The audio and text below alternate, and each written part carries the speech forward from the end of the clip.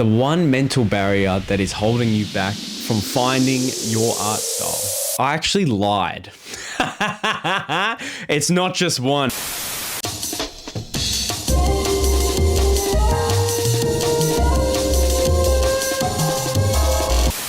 A mental barrier that's preventing you from finding your art style, I think it's fear.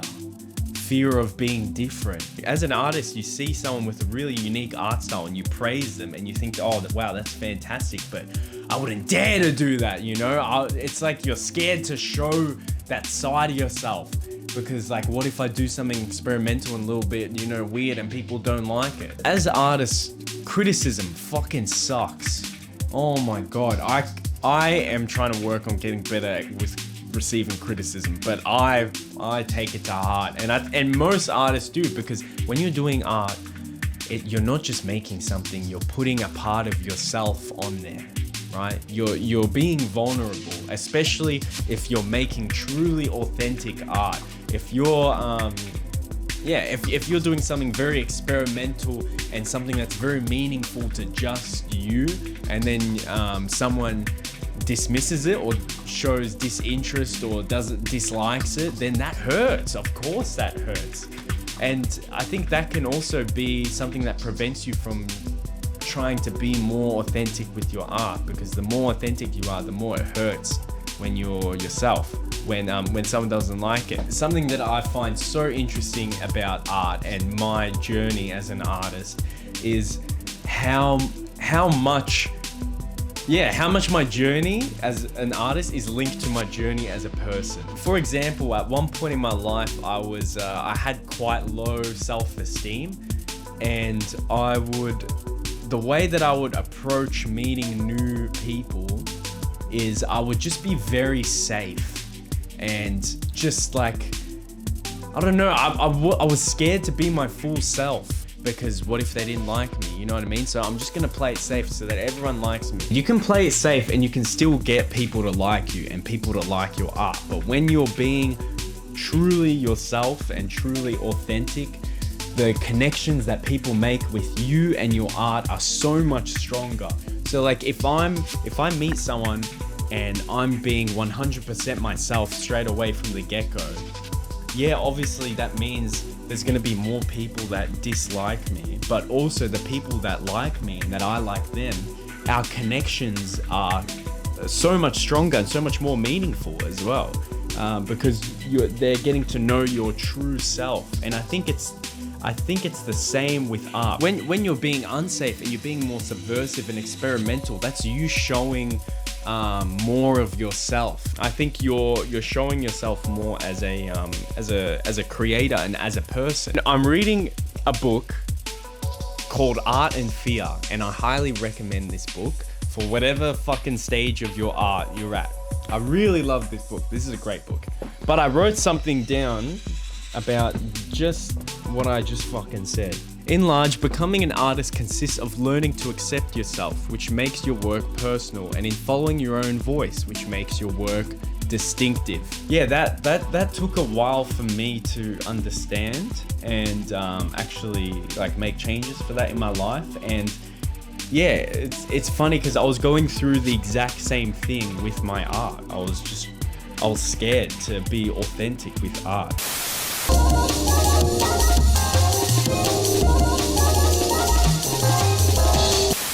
I think something that we struggle with is aiming for perfectionism. And another thing that this wonderful book says is perfectionism invites paralysis. And I think that's fucking fantastic. Such a great quote. Being a perfectionist, because when you're a perfectionist, obviously you want everything to be perfect. Wow. Fucking the most profound words you've ever heard. Keep watching for shit like this. Like, experimentation is like your enemy, because what if it goes wrong, right? And your perfectionism brain is just thinking that, you know, and it kind of like pushes you back in line to just do things that you know you can do effectively, right? And I think abandoning perfectionism and embracing the flaws and some of the things that might go wrong in your art I think that's where you find your art style. Those happy little accidents. Bob Ross was right. Fuck. It's in those happy little accidents that you find yourself. When you're embracing your flaws as an artist. When I say flaws, I mean like things that if you show a common, someone who doesn't do art, they might be like, that's not right. You know what I mean? Like say you want to be a little bit weird with hands, right? I don't know. Let's say you want to do square fingers and someone's like, actually, the anatomical, doesn't actually twist. Anatomical representation in this piece is not correct. It's like, shut the fuck! It's meant to be! It's meant to be like that! Yeah. I follow so many artists on Instagram where some of the things about their art style that people might say are their flaws, that's actually what I fucking love. Embracing some of the things that you do wrong in your art, I think that can be a very effective way of finding your art style.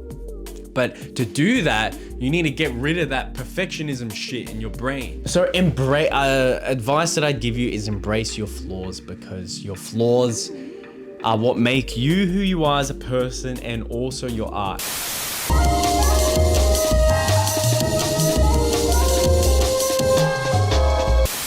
So yeah, control, embracing uncertainty. So finding things through drawing, not trying to fucking have everything planned before you even put pen to paper. And part of that is training your creativity, the creative side of your brain. So I think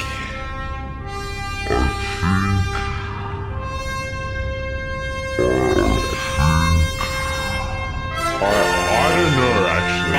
When the sun comes up, I couldn't tell where heaven stopped and the earth began.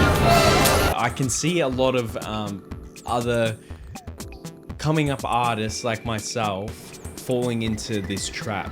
Whenever I would wanted to draw something, I would look for the inspiration. So like, for example, when I would design a character, I would save shit on Pinterest. Oh my God. I would look on Pinterest, like from the fucking pose to the type of character I wanted to draw. I would have to have these definitive things, you know. I was trying to control the outcome as much as possible, which is so wrong. I think it's so wrong looking back at it. For me to design a character back in the day, I would have to have every fucking facet of them in my brain before I even start putting it on paper. And it's so stupid because you should be finding it through drawing. The reference shouldn't give you the idea. You should have the idea and you should use a reference to help you express that idea. But if you're searching on Pinterest for poses to do constantly and you can't even think of your own poses,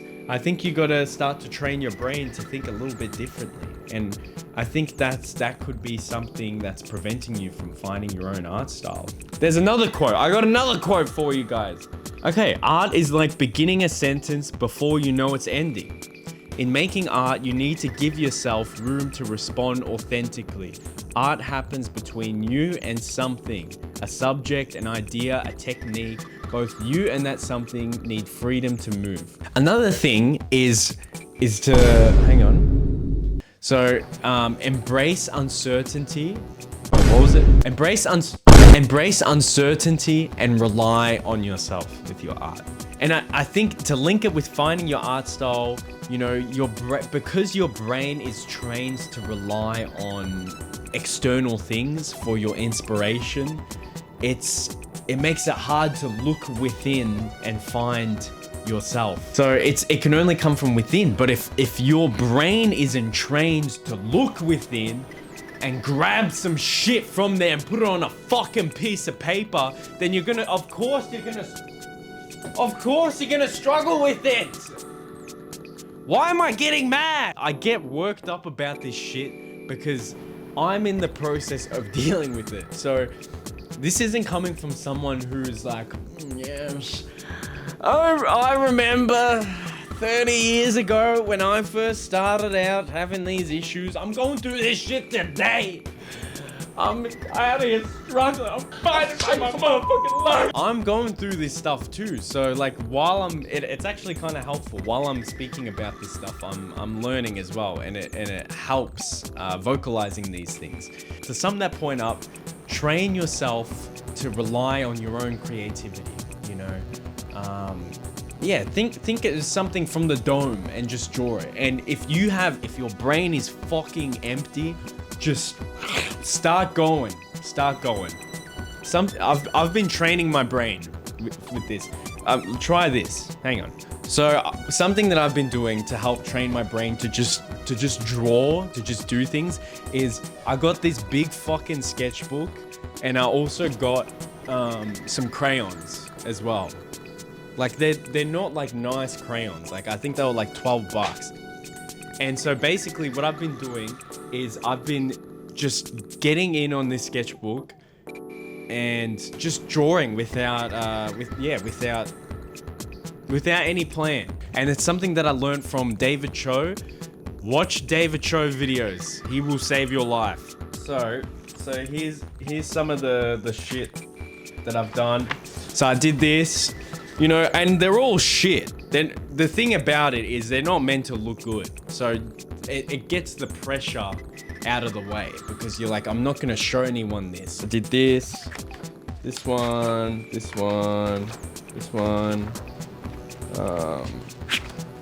Homo, this one, and you're literally, like I said, you're forcing yourself to just fucking draw, to not think, just go. Obviously, you're drawing with fucking bullshit $12 crayons in this bullshit notepad. It's not gonna look good.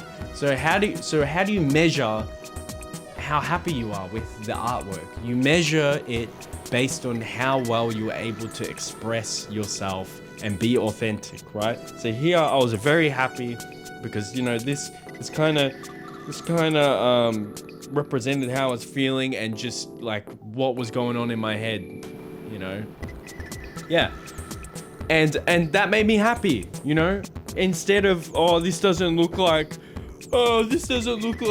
fucking David, you know, the creation of David or whatever. Of course it doesn't. Because that's not you. You're not Michelangelo or Leo. I can't remember which Ninja Turtle fucking made it. You are you. You are you. Okay? And don't ever compare yourself to anyone else.